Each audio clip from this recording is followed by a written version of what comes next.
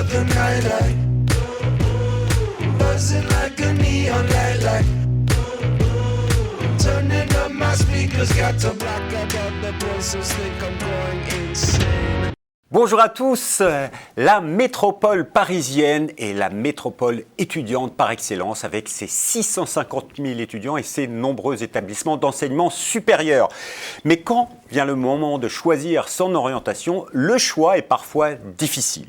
Eh bien, dans ce nouveau numéro de Learning Live, nous allons vous faire découvrir le campus Sciences U Paris, un campus qui vous propose un large choix de formations avec différentes écoles, qui vous ouvrira les portes à plein de métiers qui recrutent. Les métiers de la communication, les métiers de l'informatique, de la RH, du management et bien sûr tous les métiers de l'immobilier. Pour vous faire découvrir ce campus, nous avons avec nous aujourd'hui 5 invités. Alors je vous les présente. Il y a tout d'abord Nicolas Stalin. Bonjour. Bonjour. Vous êtes directeur du campus Sciences U Paris. Vous avez également sur le plateau Laurence Lesseur. Bonjour. Bonjour à tous. Vous êtes responsable pédagogique et consultante en digital et vous avez également écrit un ouvrage qui s'appelle Startup mode d'emploi, c'est ça ? Tout à fait, voilà. Vous nous en parlerez tout à l'heure. Nous avons également comme invité Sofiane Mérez. Bonjour. Bonjour.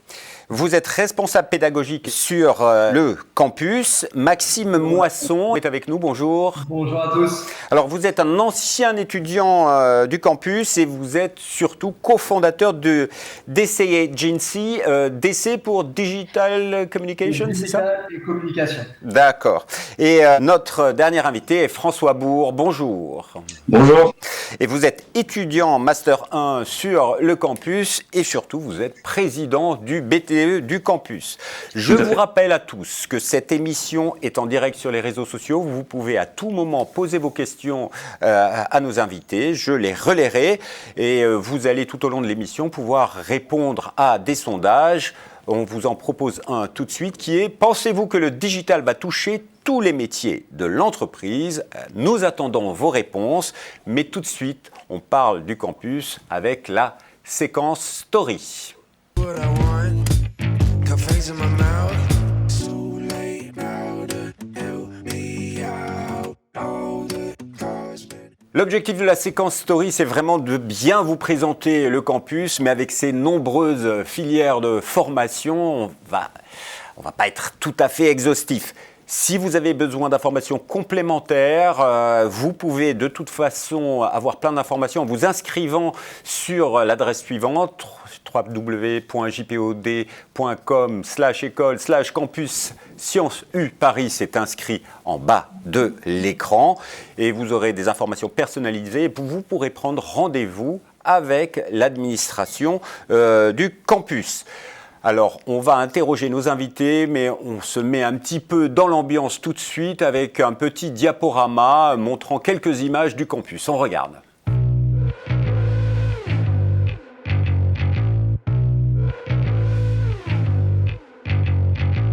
I got bruises for eyes.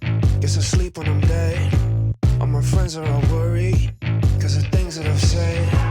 But I'm not gonna listen, just drowning them out. Cause I do what I want, cafes in my mouth. So late now to help me out. All the cards been handed out. Can't take back the words I've said. Think I'm messed up in the head. Burning through another nightlight. Buzzing like a neon light. Alors, nous venons de voir quelques images, la vie étudiante, les locaux. Il y a eu quelques informations. On voit BTS, Bachelor, Master et la présence de 3 écoles. Nicolas Stalin, il faut nous expliquer tout cela. C'est différentes filières métiers finalement sur ce campus. Oui, alors tout à fait. Alors c'est un campus avec toute sa dynamique et la qualité que ça peut représenter. Et ce campus accueille 3 grandes écoles spécialisées. L'une s'appelle Zubcom, qui est spécialisée dans les métiers de la communication au service de l'entreprise. Une deuxième s'appelle l'EFAB et ne va préparer des étudiants que dans le domaine de l'immobilier. Et la troisième école s'appelle EFICOM, qui a 4 filières de formation, le design, le digital, la gestion des ressources humaines et l'informatique.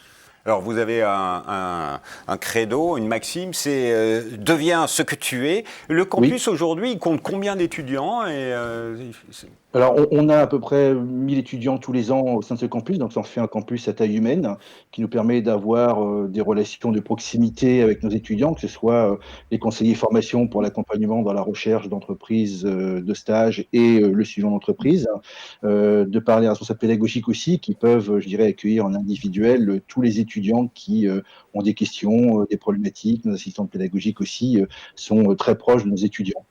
D'accord. Alors, parlons des écoles. Laurence Le Seur, vous êtes responsable pédagogique digital sur le campus, vous êtes consultante en digital. Donc, vous pourriez nous présenter, par exemple, EFICOM en quelques mots ? Le digital, d'abord, c'est invasif, ça touche à tous les secteurs et tous les métiers.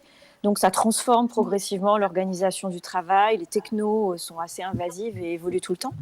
Donc, il y a 4 pôles chez EFICOM. La Tech School, donc vraiment où on va apprendre à développer, à coder. La partie marketing digital qui est plus comment utiliser les outils du marketing digital pour vendre, mieux vendre, grosso modo, mieux se faire connaître et mieux vendre. Je vais forcément en oublier parce que je parle beaucoup de ma partie, celle que je connais le mieux en tant que référente marketing digital. Voilà, on vient de refondre tous les programmes d'EFICOM, donc on est vraiment à jour et tout à fait en phase avec le ministère du Travail sur la certification de tous ces titres. Donc bachelor, master, EFICOM sur différentes filières. Monsieur Stalin, elle a été complète. Il n'y a pas une filière aussi RH au sein de EFICOM ? Oui, tout à fait. Il y a une filière RH au sein d'EFICOM qui est regroupée sous EFICOM Business School. D'accord. C'est définir de couvrir tout le panel administratif de l'entreprise. Alors, autre école présente sur le campus, c'est l'EFAB. Sofiane Mérez, vous êtes chargée des relations avec les entreprises. Je sais que vous travaillez énormément sur ce secteur, avec les entreprises de ce secteur. Donc, c'est à vous de nous présenter en 2 mots l'EFAB dans l'immobilier, mais c'est pour quel métier d'ailleurs ? Tout d'abord, l'EFAB, c'est l'École supérieure des métiers de l'immobilier. Donc, nous proposons des formations à partir du Bac+2 jusqu'au Master. Toutes nos formations peuvent se faire en alternance et également en initiale, et elles sont toutes reconnues par l'État. Donc, au niveau des métiers, on peut former sur des métiers liés à la gestion, à la transaction, au conseil, ou bien à la promotion et à la construction. Donc, l'EFAB, c'est à peu près 23 ans d'existence et c'est à peu près un peu moins de 200 étudiants au total. Une école bien installée sur ce secteur d'activité. Pour nous parler des UPCOM, Nicolas Stalin, c'est à vous. Que nous dire sur ces bachelors, ces masters et les métiers auxquels ça ouvre ? À l'identique d'EFICOM, on a aussi refondu tous nos programmes cette année sur un programme grande école, donc qui prépare des étudiants sur un Bac+3 et un Bac+5. Mais tout étudiant qui, sorti du bac, pourrait avoir quelques craintes de préparer 3 ans d'affilée, il y a un premier stop possible à Bac+2 avec des titres reconnus aussi par l'État. L'idée, c'est de former des professionnels très, très opérationnels, agiles, réactifs, répondant aux besoins de compétences des entreprises. François, toi tu es en Master 1, c'est quel master et dans quelle école, juste pour info ? Alors moi, je suis à ESUP, donc en Master première année, marketing et communication. D'accord. Tu nous en diras plus. C'est la filière générale, en fait. D'accord. Et Maxime Moisson, vous êtes un ancien de l'école. Vous étiez, j'imagine, à ISUPCOM également. De Chancy en 2017. Moi, j'étais à IFAB. Du coup, j'ai fait un master management des actifs immobiliers directement, donc du coup à Sciences-U à Montrouge. D'accord. Parlons un petit peu de la pédagogie. Il y a une question qui est passée, qui posait des questions sur la pédagogie. J'ai envie de vous demander, Madame Le Seur, un petit peu plus d'informations sur la pédagogie. Il y a un credo, c'est le learning by doing. Qu'est-ce qui se passe exactement sur ce campus côté pédagogique ? Alors, la pédagogie, il faut la faire évoluer. C'est pas toujours évident. La majorité de nos étudiants sont en alternance, choisissent le mode alternance. Donc, ce sont des praticiens de fait et des opérationnels à 2/3 de leur temps dans l'année. Donc, quand ils sont en cours, ils ont besoin de prendre du recul, mais l'école doit quand même leur donner aussi un cadre de manière à mettre en application d'une manière différente de leur cadre entreprise ce qu'ils apprennent en fait. Donc effectivement, le learning par doing, typiquement le digital, ça se pratique, ça s'utilise, ça se pratique, ça change tout le temps. Donc si on n'utilise pas, ça s'use. C'est l'esprit du campus, Monsieur Stalin, les cas pratiques, faire travailler les étudiants sur des cas réels? Oui, c'est l'idée, effectivement, c'est de former des praticiens très techniques.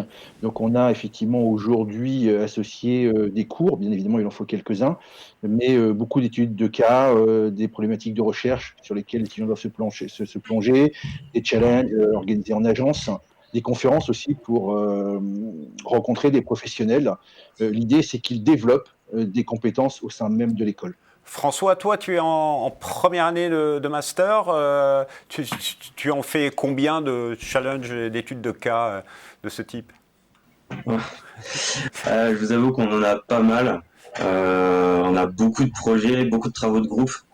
Après, ceux qui préfèrent travailler en individuel diront que on en a beaucoup trop, mais justement le fait de travailler en groupe, ça nous permet aussi d'affronter directement la réalité du terrain, parce que le marketing, le digital, c'est des équipes, c'est du travail en équipe.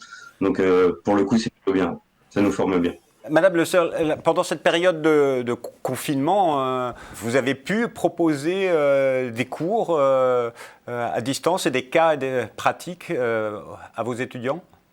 Alors, plus que des cours, on a eu un défi à relever qui était quand même un challenge assez fort, puisque le week-end d'annonce du confinement précédait le lundi 16 mars, où on lançait un workshop national avec plus de 2000 étudiants, donc plusieurs centaines connectés sur notre campus, pour répondre à un défi lancé par Twitter France, sur lequel on avait bossé pendant plusieurs mois. Et ce challenge, ce workshop national, consiste en laissant la surprise aux étudiants de constituer des équipes avec des étudiants qui ne se connaissent pas, qui viennent de filières différentes, de niveaux différents, et de leur faire constituer une offre pertinente à défendre face à Twitter France pour le vendredi 20 mars. Donc on s'est retrouvés le week-end à cravacher pour mettre en vidéo ce qu'on avait prévu de faire en face à face, organiser des salles virtuelles et faire du distanciel, puisque les étudiants non seulement ne se connaissaient pas, mais ne pouvaient pas se rencontrer pendant cette période. Donc, voilà. Donc on n'a eu aucune carence et on a été épaté par la qualité des dossiers qui ont été réalisés dans ces conditions. Dans votre réponse, j'ai retenu deux informations, c'est-à-dire que tout le campus est connecté, Monsieur Stalin, et vous avez pu passer en pédagogie distancielle facilement. Alors facilement, quand on a une annonce assez rapide, en 2 jours, on nous dit le 17 vous confinez, c'est pas évident. On avait la chance de travailler avec une start-up qui nous a permis de projeter en distanciel les cours de nos intervenants assez rapidement et dans l'urgence. Il y a eu évidemment quelques bugs, mais je dirais à 99%, tout s'est plutôt bien passé. On est aujourd'hui en train de travailler des V2, des V3, des V4 pour améliorer ce système avec de meilleurs outils ou des outils complètement différents et de proposer une large palette à nos étudiants d'outils et de nos intervenants, bien évidemment, pour travailler en distanciel. D'accord. Et puis la deuxième information que j'ai entendue, il y a une transversalité, c'est vous faites travailler des étudiants de différentes écoles, de différentes filières, de différents niveaux, ensemble sur des projets? Oui, exactement. Alors ça, c'est notre petit grain de folie, si je puis dire, au sein du campus. C'est que le monde du travail mixe aujourd'hui les individus. On travaille en transverse, on travaille en mode projet. Et ce workshop national, effectivement, a mixé tant des gens du design que de l'événementiel, de la communication, du marketing. On prévoit peut-être l'année prochaine de mixer des gens de l'immobilier avec des RH et des designers ou des informaticiens. C'est le monde de demain qu'on leur prépare. Alors, il y a une question d'internaute, c'est est-ce que vous proposez de l'alternance? Je vais répondre oui. Sofiane Mérez, c'est oui pour tout le monde, oui d'entrée. Sur ce campus, c'est quoi? En initial, en alternance, ça dépend des filières. Expliquez-nous. Ça dépend surtout du niveau d'études et ça dépend aussi du profil. Donc, en tout cas, l'alternance, c'est ouvert à tout le monde. Donc, nous, on accompagne les étudiants dans ce sens à travers justement la diffusion de tous les CV auprès de nos partenaires et également à travers justement de l'organisation d'ateliers d'aide à la recherche entreprise. Donc, on aide les étudiants à refaire leur CV, comment se conduire en entretien et en complémentarité, comment ils peuvent rechercher aussi par eux-mêmes. Alors, pour terminer cette petite séquence story, j'ai 2 photos à vous montrer. Je vais vous demander une réaction. Alors, il y avait cette photo. Qu'est-ce que c'est? C'est un cours? C'est un workshop? On dessine? C'est tout ça en même temps, c'est un cours, c'est un cours de design où on apprend à dessiner, où on peut apprendre les proportions. Donc là, effectivement, c'était un cours d'abord théorique, et puis on va dire ensuite aux étudiants, maintenant vous avez la craie, le micro, le stylo, et puis vous produisez. Deuxième photo, c'est celle-ci. C'était la journée d'intégration d'une promotion, où on alternait des éléments de développement personnel en cours et des éléments de détente extérieure, à lever les bras, crier, s'exprimer pour récupérer de bonnes énergies. Oui, donc il y a de l'animation sur le campus. On arrive en fin de séquence. Il y avait une question d'un internaute qui était intéressante. C'était, est-ce qu'on peut passer d'une filière à l'autre, d'une école à l'autre assez facilement? Alors, oui, on peut, sous réserve bien sûr d'avoir des prérequis pour le faire, mais on peut, je donne un exemple, on peut bien avoir un étudiant qui, à l'issue d'un bachelor et ZUPCOM en communication, en événementiel par exemple, va aller faire du design ou du digital au sein de l'école IFICOM, et du coup de pouvoir dessiner son parcours. La force de notre campus, c'est aussi un campus où on a du choix. On a du choix de son parcours, on a du choix de ses orientations. On peut ou s'ultra spécialiser dans une filière ou aller chercher 2, 3 compétences différentes, mais néanmoins complémentaires, pour répondre à la demande des entreprises. Alors, il y a le résultat du sondage qui est en train de s'afficher. Donc, pensez-vous que le digital va toucher tous les métiers de l'entreprise? C'est oui à 75%, non à 25%. Laurence Le Seur, il faut encore convaincre 25% des jeunes qui nous suivent? Non, le digital touche à tout. Après, c'est vrai qu'il y a des domaines où c'est moins visible. En fait, on est toujours sur la notion de l'iceberg. Il y a la partie visible et la partie invisible. Et on peut très bien être sur des métiers où la partie invisible ne se montre pas encore, jusqu'au jour du confinement, par exemple. C'est-à-dire du jour au lendemain, pouf, on se rend compte que il faut changer ses méthodes. D'accord. Maxime, un commentaire sur ce résultat? Le digital, c'est l'avenir pour vous? Alors, en effet, moi je suis tout à fait d'accord. Pourquoi 25%? C'est qu'en effet, la partie émergée de l'iceberg montre qu'aujourd'hui, il y a des domaines d'activité qui ne sont pas forcément concernés. Quand on parle de leur activité brute, à ce moment-là, il n'y a pas de problème. Mais quand on parle éventuellement de s'équiper de manière digitale et éventuellement de pouvoir justement communiquer, pouvoir éventuellement transférer de l'information ou pouvoir éventuellement digitaliser son métier, parce qu'aujourd'hui, il y a justement des normes ou bien des règles comme le confinement qui fait qu'aujourd'hui, on ne peut plus faire certaines pratiques. Donc, je suis tout à fait d'accord sur le fait qu'aujourd'hui, il va falloir trouver une nouvelle solution et qu'aujourd'hui, on n'est pas à l'abri que des choses comme ça se reproduisent. En tout cas, sur le campus, vous avez des formations qui ont pris en compte le digital et qui vont vous former.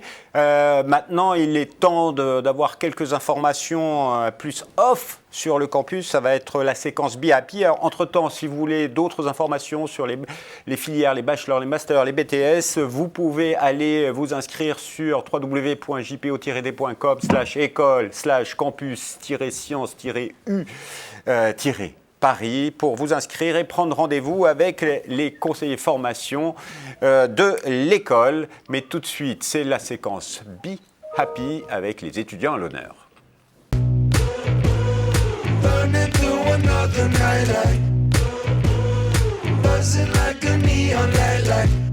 Alors, François, tu es étudiant en première année de master, en master 1, à l'ESUPCOM. Tu es également président du BDE.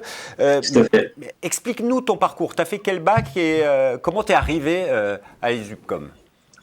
Alors, moi, déjà, je pars d'un bac technique. Je pars d'un bac STI, un ancien bac. Oui, j'ai 26 ans pour situer la chose. Ensuite, j'ai fait 1 an d'école d'ingénieur. Ça m'a pas plu.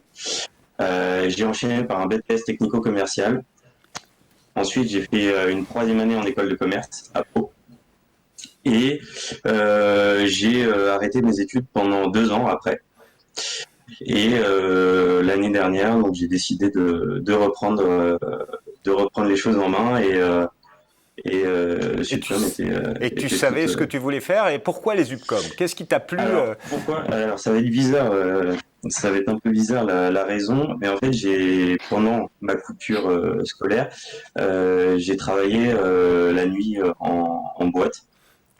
Et je m'occupais de gérer justement toute la communication, la promo, etc. Du club pour développer son image, pour faire venir plus de gens, etc. Et donc je gérais une petite équipe, une quinzaine de personnes.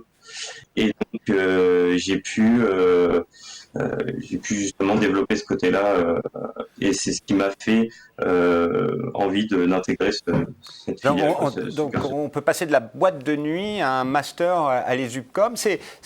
Vous avez des profils variés d'étudiants comme ça, Monsieur Stalin? Oui, on en a quelques-uns. Mais c'est bien les profils atypiques ou variés parce que les entreprises sont demandeuses aussi de profils radicalement différents et que vous avez évoqué tout à l'heure notre maxime devient ce que tu es. C'est typiquement dans cette ligne-là. Nous ne formons pas des clones.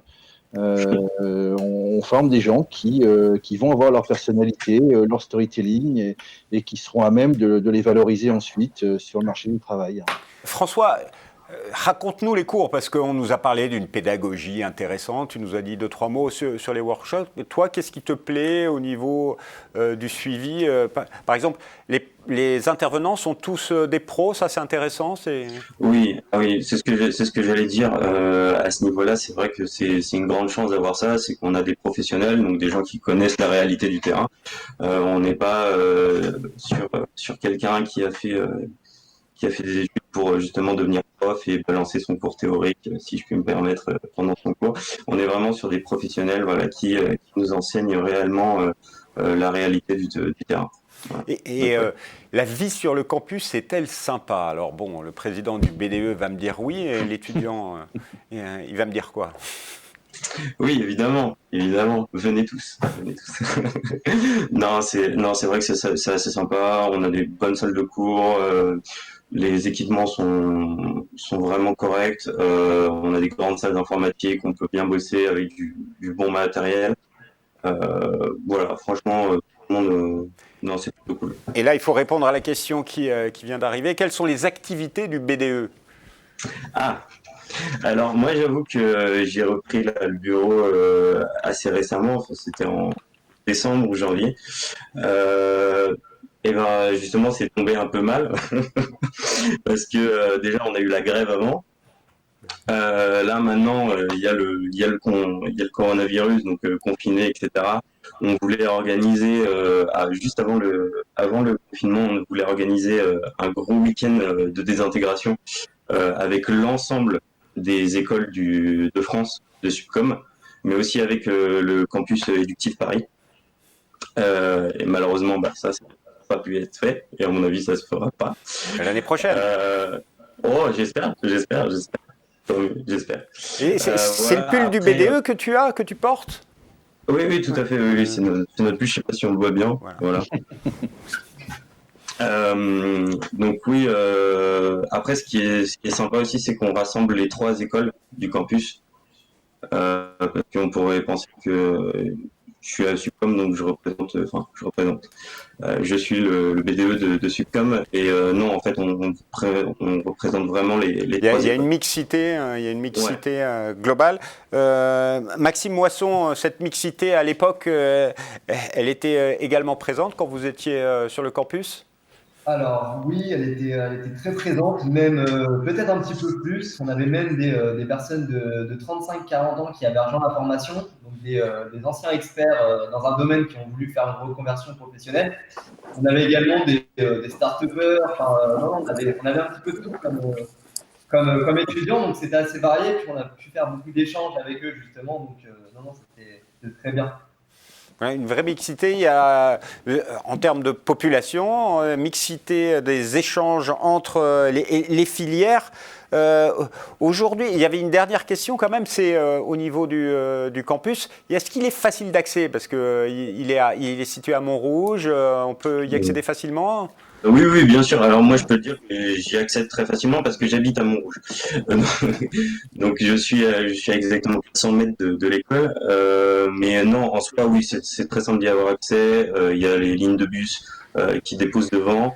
Il y a le métro aussi à côté, à la mairie. Donc non, c'est Alors vraiment là, cool. il y a une question, c'est est-ce que le BDE ou l'école peut m'aider à trouver un logement pour la rentrée si j'intègre Sciences U Paris? Alors on est, Parce que c'est difficile de se loger à Paris. c'est vrai que c'est pas évident effectivement de se loger à Paris. On a les riverains qui de temps en temps nous déposent des offres de location qu'on affiche à l'accueil, et on a 3-4 partenariats avec des résidences étudiantes. Il y en a quelques-unes là d'ailleurs qui ont ouvert cette année et qui nous ont sollicité pour que on les avertisse si on avait des étudiants qui étaient en recherche de logement, pour effectivement aiguiller ces étudiants vers leurs offres. D'accord. Donc il y en a, mais il faut effectivement maintenant se dépêcher parce que je pense que ça va arriver très très vite et les places vont être très chères. François, toi aujourd'hui, tu es en alternance en Master 1 ou tu es en Oui. formation initiale, en initiale quoi? Alors non, non, non, pas du. Alors déjà, pour notre filière, ça n'existe pas la formation en initiale. D'accord. C'est seulement soit de l'alternance, soit du stage alterné. Bon, l'alternance c'est beaucoup mieux parce que déjà on est bien payé et puis aussi il n'y a plus le côté stagiaire, on fait partie intégrante de l'entreprise. Donc ça c'est plutôt bien. Là actuellement moi je suis alternant chez Silor, donc c'est les verres de lunettes pour ceux qui s'y situent pas. Et donc je suis rattaché au département recherche et développement à Créteil où je suis chargé de communication interne. C'est intéressant parce que ça, Oui. le Ah titre oui, a l'air oui, non, intéressant. oui, oui, c'est Et, vraiment et tu l'as passionnant. trouvé tout seul ce stage ou cette alternance Oui, ou c'est l'école? non, c'est moi tout seul comme un grand. En fait, j'avoue que le déclic ça a été LinkedIn parce que au départ j'envoyais en masse les CV comme ça sur les grands sites, Monster, etc. Mais le fait d'avoir LinkedIn et de pouvoir parler directement à la personne qui est en charge du poste. Donc là, j'ai eu ma responsable actuelle, hein, la responsable de communication interne. Bah, en gros, j'ai eu un entretien sous 3 jours et j'ai eu le poste une semaine après. Alors, question salaire d'alternant. Alors, je vais vous poser Mhm. la question à vous, Sofiane. On a une question d'un internaute. Je vais rentrer en M1 à la rentrée en alternance. Avez-vous une idée de mon salaire? J'ai 24 ans. C'est généralement 80% du SMIC. Si je parle contrat de professionnalisation, si on parle contrat d'apprentissage, c'est en moyenne 900 euros net. 900 euros net à la base, c'est quand même pas mal pour faire ces études. Est-ce que c'est dur l'alternance? Vous la conseillez, François, l'alternance Ah aux oui, étudiants qui nous ah écoutent? oui, oui, oui. Ah oui, oui, ça c'est clair. Si vous pouvez aller en alternance, allez-y quoi. C'est le meilleur moyen d'avancer. Surtout que là, en plus, à l'école, on a un rythme qui est assez sympa. C'est que on est en cours une fois par semaine. Donc ça veut dire que les 4 autres jours, vous êtes totalement en entreprise. Et pour apprendre, progresser, pour vraiment être sur le terrain, c'est parfait, quoi. C'est vraiment parfait. Moi, ça m'a beaucoup aidé, moi. D'accord. On arrive à la fin de cette séquence avec la parole des étudiants. Maintenant, ça va être la parole des anciens étudiants et des entrepreneurs. C'est la séquence Guest Star. On lance tout de suite le jingle. Merci la régie. Think I messed up in the head. Burning through another night. Alors, Monsieur Stalin quand on lui a demandé qui est la guest star que vous voulez inviter, il a dit Maxime Moisson. Eh bien, pourquoi? Parce qu'il est ancien étudiant et il a créé une entreprise, DC Agency, pour Digital et Communication Agency. En gros, qu'est-ce que vous faites, Maxime? Alors, on fait beaucoup de choses. En fait, nous, on est vraiment une start-up dans la communication digitale, une agence 360 degrés. Pourquoi 360? C'est parce que en fait, on travaille dans tous les domaines d'expertise de la communication. Donc, on commence par du conseil stratégique, des études de marché, notamment pour le marketing. Après, on fait de la communication digitale, notamment sur les réseaux sociaux, Facebook, LinkedIn, Twitter, Pinterest, également TikTok. Donc voilà, on essaie aussi de s'adapter aux nouvelles générations. On fait également du design graphique, donc c'est tout ce qui va être des créations sur des photos, des vidéos, où là vraiment on va utiliser des logiciels d'exploitation. On fait des campagnes publicitaires, des campagnes d'emailing, on fait du référencement SEO, c'est donc les référencements Google. Est-ce que vous vous considérez comme une start-up? Laurence, on peut le définir, une start-up de la communication digitale? Alors, initialement, dans le mot start-up, on entendait tout le temps de l'innovation technologique. C'est de moins en moins le cas. On a banalisé ce mot-là. Il est devenu démocratique. Voilà. Donc, dans ce sens-là, oui, tout à fait. Il démarre de zéro. Il crée sa boîte. Et voilà. Et elle fonctionne. Elle a déjà. Voilà. Combien de salariés, Maxime? Oui. Alors, juste pour complémenter le thème start-up, en effet, on l'appelle aussi start-up. C'est parce qu'aujourd'hui, en plus d'être une entreprise de communication digitale traditionnelle, on a mis en place en fait un algorithme. Donc ça, je voulais en parler après, mais bon, ça tombe bien que vous rebondissez sur ça. Où en fait, on propose de la communication personnalisée. Qu'est-ce que de la communication personnalisée? C'est-à-dire qu'aujourd'hui, quand on fait de la communication, c'est assez large, ça touche beaucoup de personnes et il n'y a pas vraiment de contact entre l'entreprise et le prospect. Nous, ce qu'on met en place, donc, du coup, c'est vraiment attribuer un message à un prospect en envoyant en fait des messages directement sur les différentes boîtes de réception qu'on peut trouver sur les réseaux sociaux, avec le prénom de la personne, avec vraiment une identité. Donc c'est là où on se différencie et qu'on du coup on se dénomine. Vous nous avez bien vendu votre produit, on a envie d'en savoir plus, on ira sur votre site internet, mais vous avez décidé d'entreprendre, vous avez fait les Fab, et c'est l'école qui vous a donné envie d'entreprendre, c'est sur ce campus, quand vous est venue l'idée de vous lancer? Alors, en réalité, donc du coup, j'ai fait une alternance en immobilier. Ensuite, j'ai eu un CDI dans une foncière immobilière. Et puis, c'est à ce moment-là que je développais le week-end un projet justement dans la communication. Je vais rebondir un petit peu sur ça. On travaillait aussi dans des boîtes de nuit. Donc, c'est assez marrant quand il a parlé tout à l'heure de boîtes de nuit. On gérait la communication digitale pour les boîtes de nuit. Et donc, du coup, suite à on va dire, ce développement d'activité, il y a un moment où on était obligé, moi et mon associé, de se lever à 4h, 5h du matin pour ensuite aller travailler et ensuite retourner à 20h pour aller bosser. Et il y a un moment, on ne pouvait plus suivre, donc on a voulu faire le pas et donc quitter notre CDI pour monter justement cette entreprise. Nicolas Stallin, donner le goût d'entreprendre aux étudiants, c'est vraiment un leitmotiv pédagogique au sein du campus? Oui, alors même si ce n'est pas forcément l'objectif, effectivement, on leur donne le goût de l'autonomie, l'envie de créer, d'oser, d'innover aussi, beaucoup. Après, un parcours comme celui de Maxime, moi je suis admiratif de quelqu'un qui part comme ça avec stylo et se lance. Et je suis très fier d'avoir dans les anciens aujourd'hui des étudiants comme Maxime qui sont capables sur une idée de se lancer et puis de réussir surtout. Alors, vous avez réussi, Maxime, 7 salariés, si j'ai bien compris. Est-ce que vous avez encore des relations avec le campus, avec les écoles, par exemple? Est-ce que vous prenez des stagiaires? Au niveau des stagiaires, oui, on en a 3 actuellement. Donc oui, on est en plein développement. Je n'ai pas réellement de relation aujourd'hui avec les anciens, justement, de l'école. Pourquoi? Peut-être parce qu'aujourd'hui, on n'avait pas justement ce moyen qu'on peut trouver aujourd'hui, des groupes en commun, des anciens événements d'anciens étudiants.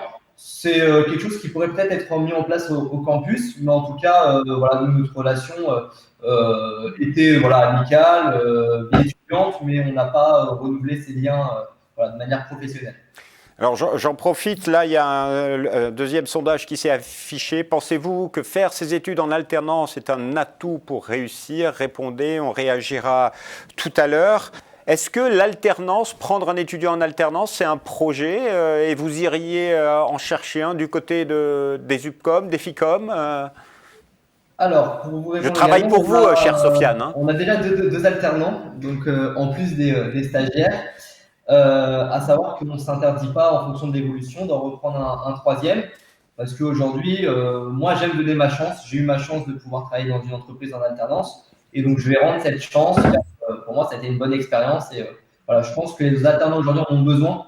c'est compliqué de trouver une alternance, voilà, notamment sur ce marché qui est assez compliqué, notamment dans la communication. Mais voilà, moi, si j'ai la possibilité d'ici septembre de me développer encore davantage, j'hésiterai pas à me tourner vers Sciences U pour Sofiane Mérez, il y a un tissu d'entreprises partenaires. C'est quel type d'entreprise qui travaille avec le campus? C'est assez divers. On a un peu de tout, on travaille un peu avec tout le monde.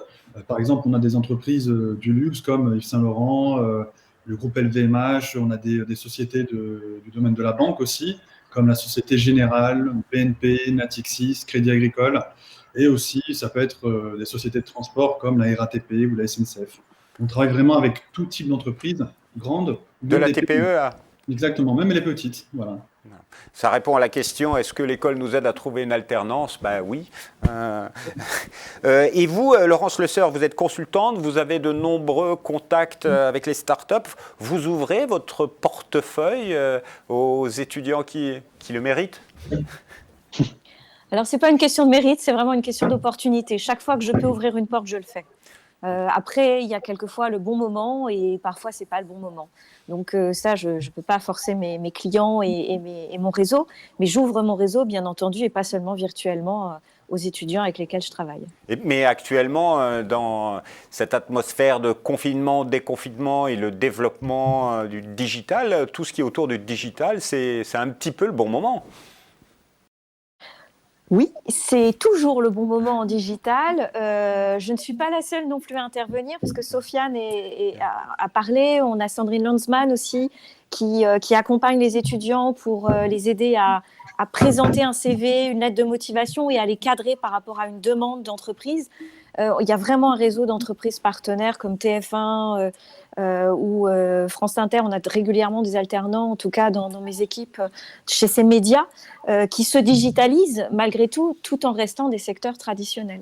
Monsieur Stalin, là on parle alternance, stage, réseau d'entreprises partenaires, mais parlons du taux d'insertion professionnelle des étudiants du campus. Il est bon, vous avez des chiffres à nous donner? Alors, on a des moyennes, mais les moyennes valent ce qu'elles valent, c'est-à-dire qu'elles sont très variables en fonction des secteurs.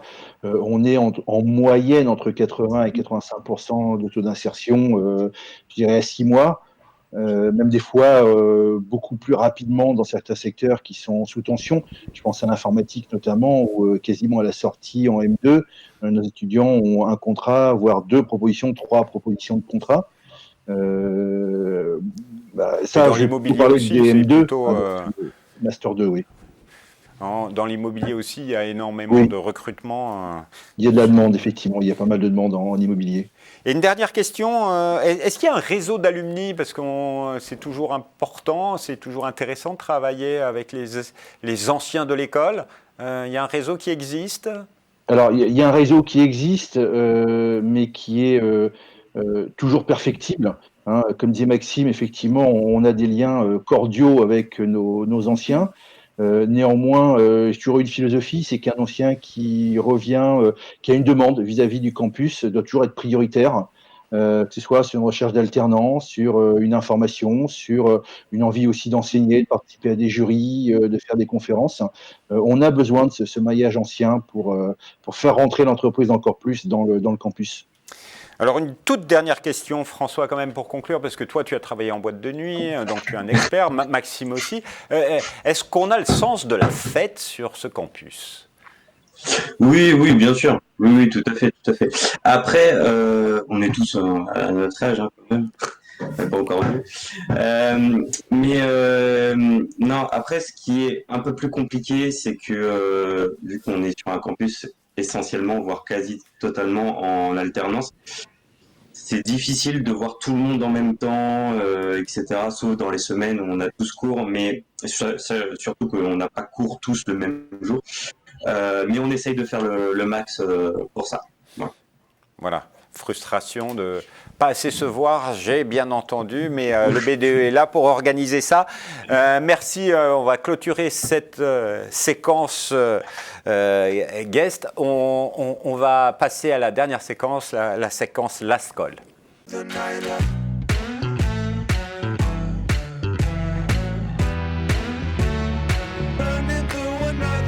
Alors, il y a plein de questions qui ont défilé. J'en ai lancé quelques-unes. Alors, on va commencer par prendre celle-ci. Est-ce que pour la rentrée, des cours sur le campus seront à distance ou pas?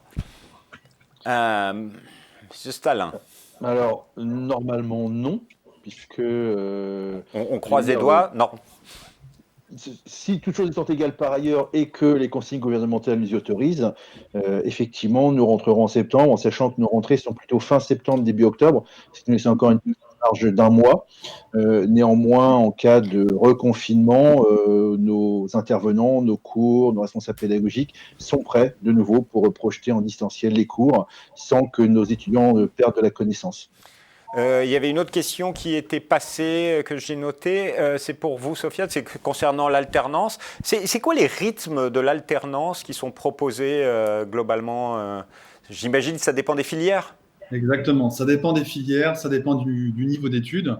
Je vais plutôt vous dire ce que ça peut représenter en termes de jours par mois. Donc, c'est à peu près 6 à 7 jours de cours par mois, voilà, tout au long de l'année. Toi, par exemple, François, c'est quoi ton rythme actuellement? Alors, c'est 1 jour par semaine. D'accord. 1 jour par semaine. L'année dernière aussi, c'était ça. Donc, moi, je trouve que c'est un bon rythme. C'est un bon rythme. Oui. 1 jour en cours, 4 jours en entreprise, c'est ça? Oui. Avant, on préfère être en entreprise, Joseph. Et c'est difficile, l'alternance, c'est dur à suivre.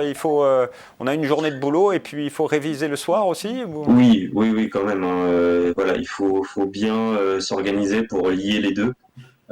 Se dire que bah oui, quand on va rentrer le soir de l'entreprise, va falloir un peu bosser les cours, etc. Mais avec une bonne organisation, il y a aucun problème. Monsieur Stalin, les conseillers en formation, les responsables pédagogiques, ils accompagnent les étudiants, vous les suivez? Quel est le suivi que vous proposez aux étudiants sur le campus? Alors, vous évoquez effectivement deux situations. Il y a deux suivis. Il y a le suivi de l'étudiant dans l'entreprise. Ça, c'est le rôle des conseillers formation, d'entrer en contact avec le tuteur, d'aller sur site pour voir l'étudiant en situation de travail. Et par ailleurs, l'entreprise a son mot à dire dans l'évaluation de l'étudiant et dans sa validation finale. De l'autre côté, nos responsables pédagogiques suivent bien évidemment aussi les étudiants dans leur scolarité. Alors, il y a des notes, on est une école, et les notes sont souvent des révélateurs et des warnings quand un étudiant est un petit peu en déperdition. On a des comités dans lesquels on a mis en place des comités qui nous permettent aussi d'avoir le sentiment et le feeling dans les classes. Et du coup, il y a un vrai suivi personnalisé oui. Pour chaque étudiant. Et là, on a le résultat du sondage qui s'affiche. Pensez-vous que faire des études en alternance est un atout pour réussir professionnellement? Oui à 53%, non à 47%. Il faut encore convaincre, François. Je vois ça me surprend d'ailleurs, parce que le fait d'être en alternance, ça vous aide à décrocher un poste derrière. Ça vous donne beaucoup plus de chances de décrocher un contrat. L'entreprise vous connaît, elle sait ce que vous valez. Après, écoutez, hein, chacun son avis, hein. Voilà. Madame Le Sœur, dans le digital aussi, l'alternance, c'est la voie royale vers l'emploi? Je vais redire que le digital, ça se pratique, donc oui. Après, le caractère opérationnel garantit une forme d'employabilité à court terme. C'est un gage de réussite. Il n'en reste pas moins que c'est très fatigant, effectivement. Voilà. Mais pour cela, il faut bien s'organiser pour réussir son alternance. Moi, j'avais une autre question. Est-ce que le campus a des partenariats avec l'étranger? Alors, on a des partenariats avec des universités à l'étranger qui permettent aux étudiants aussi d'aller faire entre un semestre et une année à l'étranger. Néanmoins, quand vous êtes en alternance, ça devient extrêmement compliqué puisqu'alternance, c'est plutôt franco-français. Donc, un étudiant qui a le souhait de partir ou en Irlande ou en Chine, aux États-Unis, alors déjà compliqué aujourd'hui, effectivement, mais sans condition de confinement, doit comprendre qu'effectivement, la pédagogie va être différente. Et que l'alternance n'existe pas là-bas. Quelles sont les conditions d'admission dans les différentes écoles? Est-ce que c'est concours, entretien, test? Comment ça se passe? Ça dépend des filières? Non, on a plutôt adopté une philosophie qui est pas de concours. Savoir que quelqu'un a un niveau d'anglais capable de faire des tests techniques n'a aucun intérêt. Ce qui nous intéresse chez nous, c'est une vraie motivation à entrer dans les filières de métiers qu'on propose. Et c'est pour ça que Sofiane et Sandrine reçoivent en individuel chaque étudiant pour faire état de sa motivation et pour voir si effectivement il va pouvoir suivre notre pédagogie learning by doing sans se perdre au cours de ces années scolaires. François, c'est comme ça que tu es rentré avec un entretien avec Sofiane et Sandrine? Non, oui, alors moi j'ai eu affaire à Madame Lanzmann. Et c'est dur? C'est un entretien qui est dur? Non, du tout. T'as un conseil à donner? Je pense, ouais, faut un peu prendre ça comme un entretien d'embauche. On est là pour se vendre et se dire et de dire tout simplement pourquoi on a choisi de venir ici. Voilà, il n'y a rien de compliqué là-dedans. Et quel est le délai de réponse une fois qu'on a reçu? Alors c'est très simple, c'est dès que vous avez une entreprise. Voilà, voilà, c'est très simple. Mais parce que ça, c'est quand on est dans les cursus dits en alternance. Si on est dans un cursus en formation initiale, la réponse est donnée en bout de combien de temps, Monsieur Stalin? En gros, en fait, il y a deux tempos par rapport à François. Il y a le fait qu'on accepte ou pas sa candidature. C'est le premier point. Puisque l'entretien, François, ça s'est extrêmement bien passé et effectivement, tant mieux pour lui. On rejette en gros 25% à 30% des candidats qu'on reçoit. On estime qu'ils ne sont pas dans la philosophie de l'école. Et une fois effectivement le dernier décisionnaire, et c'est là où François a raison, ça reste l'entreprise qui va embaucher l'étudiant et financer sa scolarité. Donc ça se fait en deux temps. Il y a ce que nous, on va accepter au niveau de la candidature. On accepte un candidat. Et l'admission définitive au sein de l'école se fait effectivement avec le contrat, même si, par les dispositions aujourd'hui, on peut rentrer dans l'école sans avoir d'entreprise, puisqu'il y a des délais maintenant de 3 mois légaux qui permettent de démarrer sa scolarité sans avoir d'entreprise. Alors, quand on est en alternance, le coût de la formation est pris en charge par l'entreprise, mais si on est en initiale, c'est quoi le coût des différentes formations écoles? On est entre 5 900 € pour des niveaux bachelor jusqu'à 6 900 € pour des masters, ce qui ne sont pas des coûts excessifs en fait. Non, c'est pas excessif, c'est dans la fourchette basse du marché des écoles et des formations. On arrive vraiment en fin d'émission, on aurait plein de questions à vous poser encore. Je vous propose là simplement de nous donner un conseil. Pourquoi choisir le campus Sciences U Paris? Une proposition, François, ce serait quoi? La qualité de l'enseignement. Voilà, vraiment. Ouais. Maxime Moisson, en tant qu'ancien, Alors moi je dirais c'est vraiment l'amour et la passion du transfert de savoir-faire et de savoir-être des professionnels qui nous enseignent.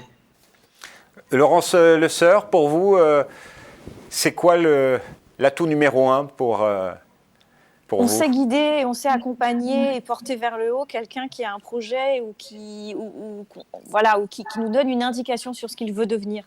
Voilà, c'est difficile d'accompagner, de porter quelqu'un qui ne sait pas encore.